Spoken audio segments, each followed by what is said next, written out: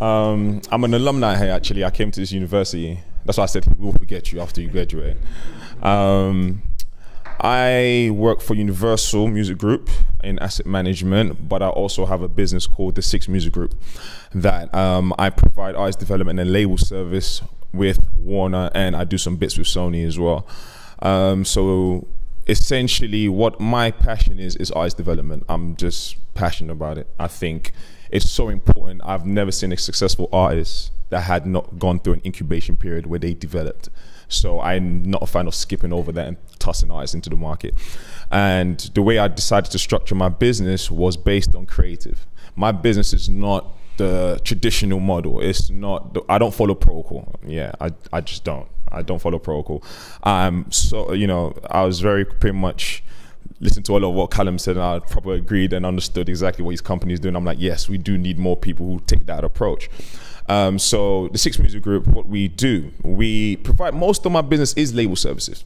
So essentially what we do is for unsigned artists who are kind of lost, or they're spending so much money doing things that they're not supposed to be doing, or they don't know what they're doing, which is also a problem because you may fund yourself but you don't have any sense or real direction or team behind you. So we essentially provide a bit more direction and support, so you're not just going in the completely wrong direction, and using all of Warner's tools basically that they have available to us, so you have the same platform as a signed artist. One thing I do, yeah. You have the same access to the platforms, yeah. As a signed artist. As a signed artist would have. But you're not signed. But you're not signed. This sounded like just yeah. So when he said it, I laughed. I was like, I know exactly where he's coming from. So essentially, it's like there's a lot of doors you can't open because you're independent, right? Because you're unsigned. There's a lot of doors you can't open. So for example, I'm going to show you my website. A lot of my clients, when they came to me, they weren't making money. So what I did was build a business structure around them and make sure they were making money. My concern is the artist is making money. That's my biggest concern. So for me, that's my success level. As long as the artist gets to make money, that's very important to me. Yeah, jump in. Artists develop, what's like the day-to-day work, the stuff that you actually do? What's the day-to-day stuff? So right now, while I'm talking, I'll just jump on the website. So right now, I'm working on 3 of my clients are in the studio recording new music, which I'm always excited about. And then I've got 2 clients right now that I'm developing. One's called Axel Jansen, and another one I just signed called Gambimi, who's a R&B act. And both of these acts are, sorry, let me do this. Oh. So this is Axel Jansen, this is Illa Rocks. They're all in the studio creating new music, and this is the Carnaby's. They're on tour right now in March. So they're on tour, set up their tour situation with their endorsement, get it funded and everything else like that. So we provide the business support system for these artists to function. Now, what's incredible about all these artists, when they came, they were really not making money. And they had all the talent, and they were passionate, and they were driven. Like most unsigned acts, you are the most hungriest group of people because you're not where you want to be. So what we do is talk to the management and say, hey, let's have a plan of action that allows you to make a return on your investment. So actually, as an unsigned act, your music can start to fund itself, so you can actually keep doing what you want to do. And sometimes a lot of the times you have to get a part-time job to support yourself any way you can. But if I can help you make money from your music from the ground, then I'm doing you a big favor, should I say. So that's what makes me separate from pretty much everywhere else.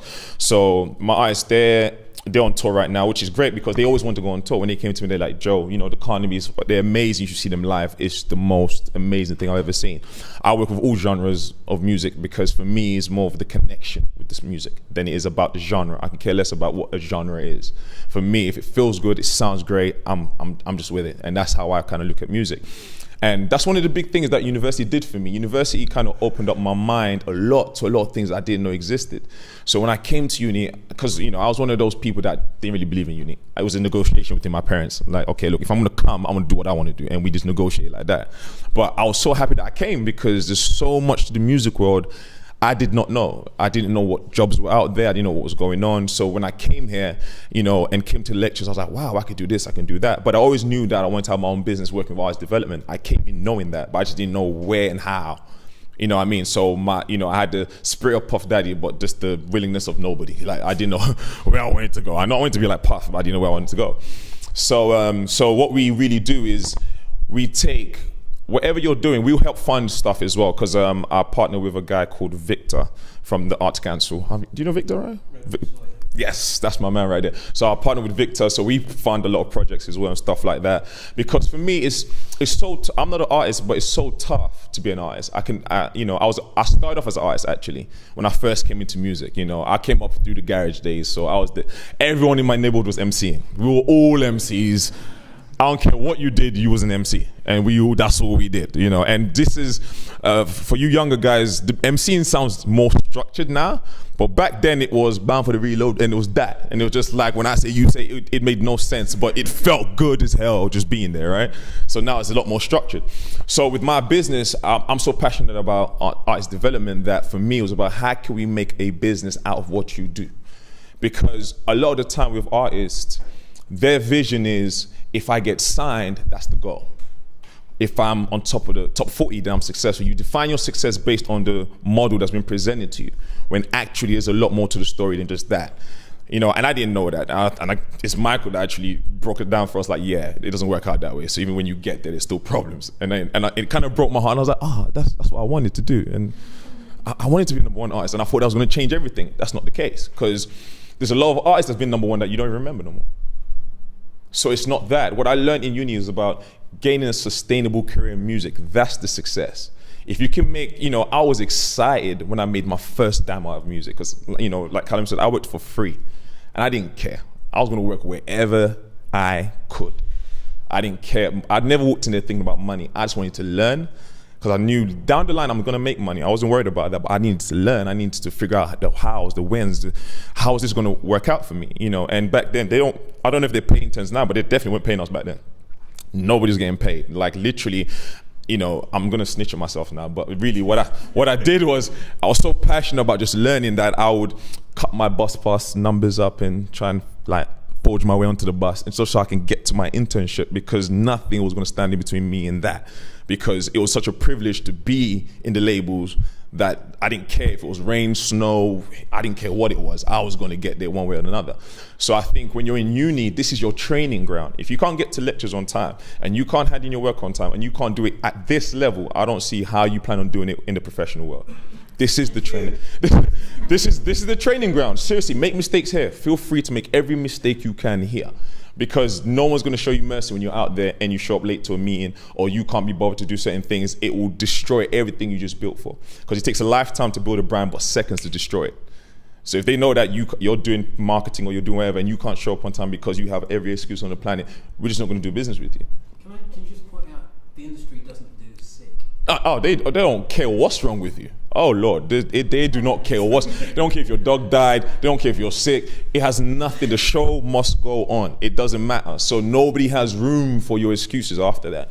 So when you're here, if you can get it right in uni, you would actually save yourself so much problems in the real world if you can get it right now. Do you understand what I'm saying? Like, I used to shout out my groups, when I was in uni, I had groups of people that I linked up with to do business the same way you guys are doing. So nobody liked doing work with me, because I will shout and throw a hissy fit at anybody that was working less than the standard I knew we could put up with. Because as far as I'm concerned, if you're passionate about something, your passion wakes you up in the morning. Your passion gets you there. So it's cool to talk all this, I'm passionate about music, I love music, and this is what I do. And it's a lot of talk. Then when it's crunch time, you're late. Do you understand what I'm saying? It's just a testament to yourself. Like, if this is what you do, and you're trying to get into a business that has a stigmatized of failing, and you're jumping into the most riskiest industry with no guarantees. This is what you're doing. You're literally jumping out of a plane with no parachute, and somehow you want to land on your feet. That's literally what the music industry. You're jumping out of the plane, no parachute, and somehow, by some miracle, you're going to land on your feet. And the percentage of people that actually do make it is so small, it's ridiculous. So if I'm trying to do an app and you're trying to do an app, right? And I don't go to bed. I'm working on my app day and night. I'm going every meeting. I spend hours upon hours while you're sleeping. Who's going to get there first?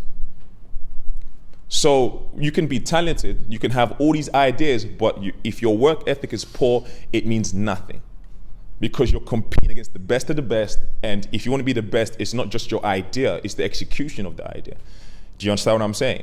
I'm a big fan of the independent sector. I believe in independence all the way. right? I love the independent sector. I love working with independent acts. I love that journey. There's something about that journey, watching an artist just come in and have all this drive and passion and see them actually become successful. It's that first time, that new car smell. It's like that first time seeing their reaction when they see the video on MTV. They just, and I love that, because I think that's such a moment that you never get again. Something only happened, feels good once. Like, your first time is only your first time once. After that, it's just another time you're doing it. So for me and my company and my team, I have Lewis over there who works for me. He's my graphics guy, my social media. And Jay does all the visual and stuff like that. Because it's also, as much as I do with artists, I also want to develop talent and people that come in. So for me, it's about empowering people. It's about bringing the best out of you. You know what I mean? Like, if you're driven, you're passionate, you're hungry, I will work with you and we'll work this thing out together. You know what I mean? But laziness and all that stuff, like, yeah, I will bark on you for that, because I have no space for it. You know what I mean? So the Six Music Group, what made us become the Six Music Group is because I looked at the market and I saw a lot of unsigned acts who are talented, who are running around freaking breaking their necks trying to get this gig and that gig, and I've seen their spirits being broken by people telling them no, and all these things going on. And I decided to say, hey, I love artist development. I need to formulate something that allows artists to have a safe home, where it's like every penny you spend means something, rather than kind of shoot blind and just hope that, because a lot of artists think, if I just get a radio plugger, then my life's going to change. No, it doesn't work that way. There has to be a system. There has to be a step-by-step procedure. It takes time to build something great. Rome wasn't built in one day. Don't look at the charts as your reference for success. Don't look at the record deal as a standard of success. It's about, can you make a living off your music? If you're doing that, you are successful. If you're making a living, I don't care if it's £500 a month. If you're making a living off of your dream, you better thank the stars and be excited, because a lot of people ain't. Do you understand what I'm saying? So one thing I would, want you guys to understand is, success is just defined by, not the destination, but it's part of the journey of when on your way there. Like network. Your network is your net worth, right? If you want to know where you are in your career, I'm going to show you a little trick. This is what you do. If you want to know where you are in your career, right? Pick up your phone and see how many people can you call that can make your career shift. If you haven't got nobody you can phone call that can provide an opportunity to make your career shift, you're not doing enough. That's a little test. Just go through your phone and say, who can I call today that can provide an opportunity, or something like that? Because that shows you how much networking you have to do. When you're successful, every successful person I've met, their network is crazy. They can phone anybody, anywhere, and make things happen. That's when you know you've done enough, to a degree. Now, on the Universal front, what I do at Universal, asset management, what does that mean? Does anyone know what our asset is? If you're a music company, what's your asset? Stop it. You're making Michael look bad right now. If you're a music company, what is your asset? Music. What else you selling? If you're a music company, you're selling music. That's what you're doing. That's your asset, right? So I take care of India, Japan, and Australia as far as assets concerned. So what that means is, when we want to do a project in India or wherever these places are, if it's physical or digital, we kind of look at the market, talk to the marketing team and say, hey, they do more physical over there, and we put together the parts. So does everyone know what DDP is? It's the thing you put on the disc that has all the information on it, right? I always forget what it stands for. Always. I don't care where I'm like, and I forget, but I know it's basically, because I'm not technical, I don't work on the technical side, but just to give you the idea, it's basically what all the information that's held on the disc, like the writers and everything else that goes to the production, and that produces it and puts it out to the stores and stuff like that. Now, as our business is changing and Universal are prolific at firing people, we are known as the Death Star, because it has an energy when you go in there, and everyone's like, oh, you work for the Death Star. They always make me like I'm one of those stormtroopers that no one wants to talk to me. If you say you're from a major company, you're the worst people on the planet. But actually, it's just that you just need to understand how the business works a little bit, right? We are too massive as a company to be doing artist development, right? That doesn't make sense. Now, check this out. This is the conversation that I was having. And I said, think of it this way, right? Everything's becoming more expensive, right? Everything's becoming more expensive. People are comparing the business from 10 years ago to now to make a point. So they'll say, well, the music business is dying. Why? Because we went from making 10 million to 5, right? So the problem is this. If you're a big corporation and you have 500 people plus staff and music, and you got to put out. Do you have 2 years to develop to make money when we got to pay rent every month? We don't have 2 years for you to develop, no more, because the money coming in is not sufficient enough to sustain the business. So in every label, let's look at the labels. How many people are doing platinum? Who's doing platinum now? How many artists can we count as doing platinum? And platinum is what? Was it 300,000? Or is it for albums? 300,000, right? How many artists are doing platinum right now? For this year? For this year or last year. Because Ed Sheeran broke it All right. at the end. Towards the end, right? Yeah. So anybody that's going platinum is too early in the game, right? You have to wait to down the line. So imagine, so it took a whole year to actually get the platinum. Now, while that's happening, expenses are coming out of this corporation, right? Because I think if we understand both sides better, then we can kind of change the relationship and how we see labels. This is why, as an artist, don't have your eyes always set on the majors. Go to a label that's going to support you. Go to a label that's going to invest time in you. That's the actual focus. It's not because of the big name or the big brand. It's ridiculous. There's a lot of artists on Universal that you've not heard of.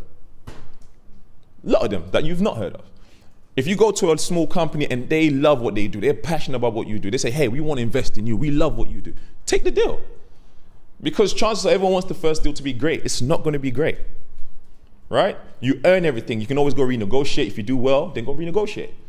And keep renegotiating, and we're going to keep tweaking this thing until it makes sense. But I always see unsigned acts get a bit picky and like, no, I didn't want to go to that label. They wanted to sign me. And I'm sitting there looking at them like, you fool. Like, what do you want them to do? Come toss 1 million in your pocket because you got 20,000 followers? It doesn't work that way.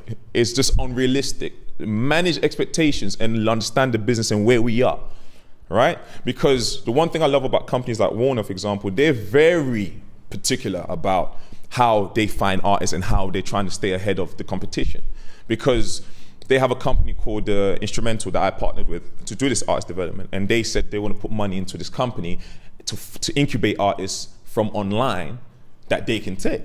So this is a company that's saying we want to invest in untapped talent and put it in a stage where the artist can actually audition himself, so to speak, by how he conducts his business and how he moves. So then we can look at that and say, hey, well, this is going to work. And by the time we want to know this is going to work, they've already been having a team around them that know how it functions. The problem is if I sign you, right, I haven't been working with you thus far, so I really don't know how you function. I'm going to put you into a format that I think is going to work, which I think makes zero sense. So you end up changing the artist into something completely different. When what got them there wasn't what you said, what got them there is what they were doing. So sometimes it can be a bit, tricky and stuff like that. But for the most part, I'm always a fan of the independents. I think the independents has more power than they've ever had. The problem is that everyone's still in this facade about major corporations and major companies. If you understand your business a bit more, then you know how to utilize our relationships with majors and you know how it works better. Because if I'm an independent company, right, and you guys are a label, right? Let's say half of this room is a major corporation, other half is independent, right? And I come in and I'm an artist and I say, hey, I've got some followers, I'm doing great, I'm doing all right, I'm really talented, I'm really this, right? There's 10 of me that comes into the room. And another 10 comes in and says, hey, we're on tour, we're actually making money, right? Now, it's gonna cost you about 100,000, for example. These are not accurate numbers, I'm just doing the maths.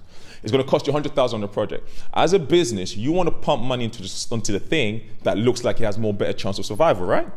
So just from that perspective alone, you can understand why labels are a bit more apprehensive and nervous, because they will fire an A&R for losing us millions. You will, and then so A&Rs become so apprehensive and scared to take chances. So I don't think it's a bad thing. I just think as an independent artist, you should be able to study your business as well as your art, to know how to navigate through the business. Do you understand what I'm saying? Because I hear artists complain about labels all the time. The only artists that complain about labels are the ones not doing well. They're the ones complaining. I've never heard a successful artist complain so much. They complain because somebody did something wrong. But for the most part, they're happy because they're winning. The ones that are complaining about labels are the ones that are not winning. So my whole process and the way I look at it is like, hey, stop paying attention so much to the majors. We're not the destination. It's not. So if a label comes to you, an independent label that actually wants to work with you, I suggest you give them a chance. I suggest you do. Because at the majors, we got a big roster and you're not priority. You just not. Until you start chucking up 2 million in album sales, then we can start putting you ahead of Adele. But once we've got Adele on our roster and Rihanna and everyone else, yeah, you're gonna have to wait in line. that's what it is, you know. So part of what we do at the Six is also educate artists, right? We educate artists about the business. Say, hey, you're a brand. Position yourself. Forget about the labels involved. Try and build your brand so you can function as a business and make some money. So you can go to the studio, pay for your stuff, and get into that mode. As a major label, if I see that from an artist, that means good business for me. Because it means that, hey, actually, they know what they're doing. All we want to do is magnify that. We want to take that up a notch, and that's what we want to do. So, you know, if you're going on your unsigned and you're artist, how many artists in the room that are actually trying to be artists? Just one person. No, is this the business? Oh, it's a business. Oh, okay, cool. Oh, so if you're trying to be an artist, basically, try and build your brand. Have something to offer is what I'm basically saying. But if you're from the business sector and you're starting your business now, it's a great thing to do because you're doing it in uni, and by the time you get out, you have something. Yeah. Sure. As A&R, because you're saying like you want artists to like be able to navigate the business, Right. know your brand, like build up your brand. Right. A lot of artists that like I have met so far, whether in or outside of uni, Right. don't want to deal with that. They have that notion of I'm just here to make music. Like Really? So how would you, if you believe in their art, and you think that there's a market, you believe in them, and Right. they have the potential and the work ethic. Right. They don't want to be that side of it. Have you ever had to navigate that? Yeah, let me tell you something. Artists are difficult people, period. let's keep it all the way 100. Like, artists are difficult. They can be difficult, you know. Not all of them, but artists can be difficult. And, you know, as I've gone through the business, I begin to understand why. You know, artists are very, that's their baby. You know, when they create something, it's so close to home, so it's a sensitive thing. For me, it's about communication, right? I communicate with all my artists on a daily basis, like, hey, what's going on? How's things going? Do you need me for anything? Making myself accessible and saying, and you know, sharing some logic and saying, look, you want to achieve this, right? Yes, I do. I want to be there. I want to do. Okay, great. From where you are to there, this is what's in the middle. So if you don't want to do what's in the middle, how do you plan on getting over there? Because help us help you. So let's communicate and give us your ideas of how we can get there. Because it's not going to rely on just your music alone. Remind them that they're in the music business. Remind them like it's a business. Like most of it is business. And if they don't gravitate to that notion or begin to understand that's what it is and they want to be difficult, then remind them that it's their responsibility and hold themselves accountable for that. Because you're there to help them navigate, but if they don't want to drive, how can you navigate to go anyway? Do you understand what I'm saying? So with artists, just communication, and you know, I think most artists that are a bit more seasoned know. You know, I can always tell how far an artist has gone into their thing by the way they conversate with me. I can know that, okay, you're not seasoned enough, you don't quite understand. Or some artists have been burnt so much that they're scared to death, like, of just doing anything. But for the business, for all of you guys that are trying to do business, do everything you can to network. Like, it's such a powerful thing. Like, I can't express how powerful networking is. You know, how powerful it is to meet someone and explain to them what you're trying to do. You know, cut the nonsense out. Don't try and be fake. Don't try and be something you're not. Just be who you are. You have a voice. You have an idea. You know, like the guys that are doing the app. Your app is not perfect, and it's not supposed to be perfect at this moment in time. You're still developing and learning the situation. So don't be afraid to approach someone and say, hey, this is where we at. We're trying to get over there. Because some people feel a bit intimidated. They say, oh, well, I don't have anything. Maybe they won't pay attention. Never second guess yourself. You go to talk to someone, say exactly what you want. Cut through all the other nonsense, just because these people are busy. Chat to them, say, hey, this is who we are, this is what we're doing. What do you think of this? Pick people's brains. If you're networking, you're trying to get into the business and you're talking to us, pick our brains. Because the only difference between me and you is experience. That's it. It's just that I've failed more times than you've tried to get to this point. You know what I mean? So I was kind of smart enough to know that at uni, I need to get my stuff together. Because, you know, I remember, I don't know if it's you or Keith Harris, I said only 3% of people make money from the business. It's 96. I didn't sleep for 3 days when he said that. I was so paranoid. So I'm like, how are you telling me there's so what? There's a whole 97% that's not gonna happen. I'm like, no. I went on a rampage after that. It was like, I'm not stopping until I found myself an internship. But I needed to hear that because I was in my bubble. So I needed to hear that. So if you're personally, if I'm, whatever business you guys are doing, whether it's marketing or whatever you're doing, you gotta learn, okay, put it this way, half of it is you're gonna learn here, right? The other half is something that experience is gonna teach you. When you're dealing with people and you're dealing with clients, your level of professionalism should be through the roof. Learn how to deal with people. See, dealing with people, you can't really teach that. It's an experience thing. You can give people the tools, But people can be really difficult. Like, I've met some really difficult people that will frustrate the hell out of you. And you're like, I'm actually trying to help your life. And they just go on one. So you got to learn how to manage people at different levels and maintain a professional outlook on things. Don't let your spirit be broken on stuff. Always have a conviction within yourself that it's going to work out because you're working at it every single day, you know. So, for example, if an artist is like throwing a massive tantrum, or whatever, 90% of the time, yeah. How do you like kind of deal with it and calm them down, like kind of guide them in the right way? Well, most of the times, I love working with managers. Really, most of my clients will have managers. So I spend time working with the managers, and we kind of huddle together and say, okay, cool, what are we going to do? How are we going to do this, right? So when an artist is throwing a tantrum, let's say, for example, they're having a diva moment, they want this, they want that. It's just, first of all, being a good listener is key. Listen to actually what the rant is about. Because sometimes they might have a point, but they're just blown it out of proportion. So really and truly, what they want is to be heard. So at that point, I'm just trying to pay attention to what the underlying issue is, like what really is missing. And sometimes I'll hear it like, okay, cool. They might have had a bad day. It might not be necessarily you. You just caught them at a bad time. You know what I'm saying? Sometimes I have to remind them like, hey, listen, what do you need us to do? What's the issue? Once we get to the issue, okay, cool. We're going to go fix that. In the meantime, I just need you to just cool off for a bit. You need a drink. What can I get you? Let's go do what we do. That's why we're here. We remind them that, look, we're your support system. We're your team. We're not the enemy. We're part of the same thing. We want you to win just as bad as you do. But right now, if there's an issue, let's go fix it and do what we do. In the meantime, just, hold it together. Because right now, all these people don't need to see you in this mode. They're here to come see you live. They love you. You have a responsibility here because you're inspiring people. Don't let the one moment take away such a powerful image that you put out there. You know what I mean? And just kind of communication. Communication is really the key. Learning how to communicate very, very well. And that comes from you just dealing with different groups of people and, not getting upset when, I've had people that have been so rude and completely out of line, and you just have to always maintain a level of professionalism at all times.